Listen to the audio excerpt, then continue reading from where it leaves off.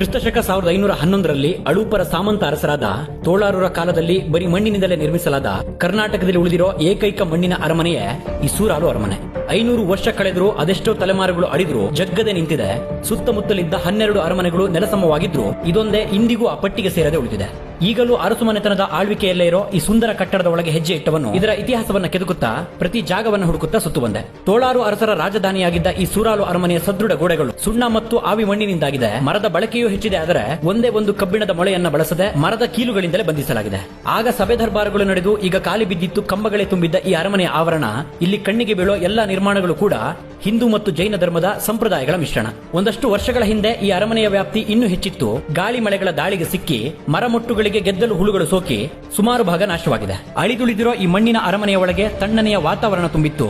ಮತ್ತೊಂದು ಆಶ್ಚರ್ಯ ಹುಟ್ಟಿಸುವ ವಿಷಯ, ಮುಂಭಾಗವನ್ನ ಹೊರತುಪಡಿಸಿ ಮತ್ತೆಲ್ಲ ಅರಮನೆಯ ಭಾಗಗಳು ಅಡಿಪಾಯವಿಲ್ಲದೆ ನಿರ್ಮಾಣವಾಗಿದೆ. ಈಗೊಂದಷ್ಟು ಇತಿಹಾಸವನ್ನ ಕೆದಕುತ್ತಾ ಎರಡಂತಸ್ತಿನ ಎಲ್ಲ ಜಾಗಕ್ಕೂ ಹೆಜ್ಜೆ ಹಾಕ್ತಾ ನೋಡಿ ಮುಗಿಸಿ ಹಿಂದಿರುಗೋ ಸಮಯ ಬಂತು.